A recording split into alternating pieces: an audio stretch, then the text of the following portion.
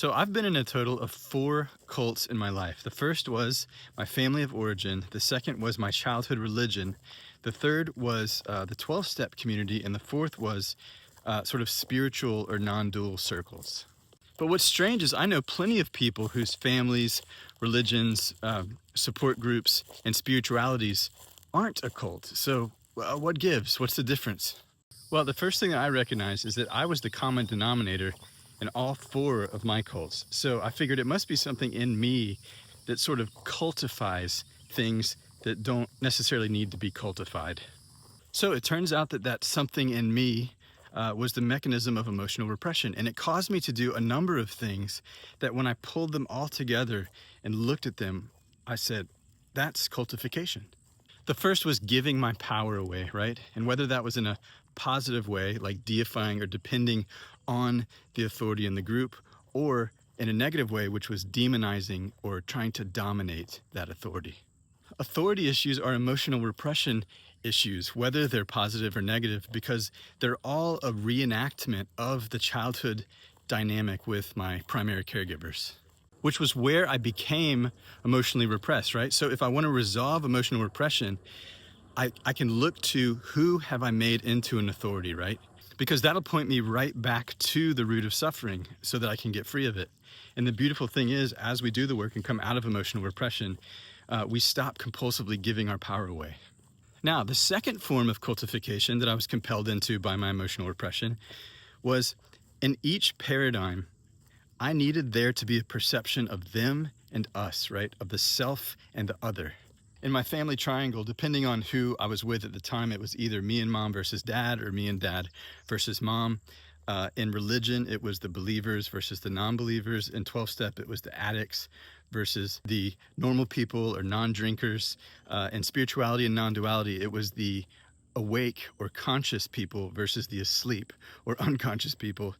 There just always had to be an other, right? There had to be an enemy. It's crazy, but in emotional repression, we need an enemy, right? We need to create enemies because we need to know who might make me feel what I don't want to feel, right? Who might make me have to acknowledge, access, feel, and express my buried, repressed emotions. So the second form of cultification is enemy making or othering, right? Now, the third thing, like in all cults, was the insistence on a shared belief system, philosophy, or worldview. And I forgot to bring this one up, but liberalism and more recently wokeness was a paradigm that I cultified because of my emotional repression, right? Because we all agreed on these beautiful principles of love, kindness, compassion, and we could all collectively enemy make and other out the conservatives or the MAGAs. You know, we could look at them and say, look at these pieces of shit don't know anything about love, compassion, and kindness. And we could all give our power away to their leader, right? Look at this guy. This guy's Hitler. He's demonic. He's abuser. He's the representation of evil. There's your 3 points of cultification, folks, and the evidence that you're in emotional repression. And listen, I don't like Trump or what he's doing. To me, he's like a doofus, right? Or like a giant baby. But that's because I was never on the deification side of cultification, right? I more, as a lifelong liberal, demonized him, right? Just thought he was the worst person of all time because of my buried and repressed emotions, in my case, anger. But as I resolved my emotional repression and cleared the body of all that buried, stored anger, he just, became a dumb guy, And that's what's happened for a lot of people in KI, right? They start coming out of emotional repression and they stop cultifying. They stop giving their power away. They stop enemy making and othering. And they stop needing to have a belief system to agree upon because they start to see that belief systems are part of the problem in the first place. But listen, if this doesn't make sense right now, don't worry about it. Just keep cultifying and wait a couple years until it gets too painful. It's the same thing I'd say to an alcoholic whose drinking is still effectively helping them cope with their buried, repressed emotions.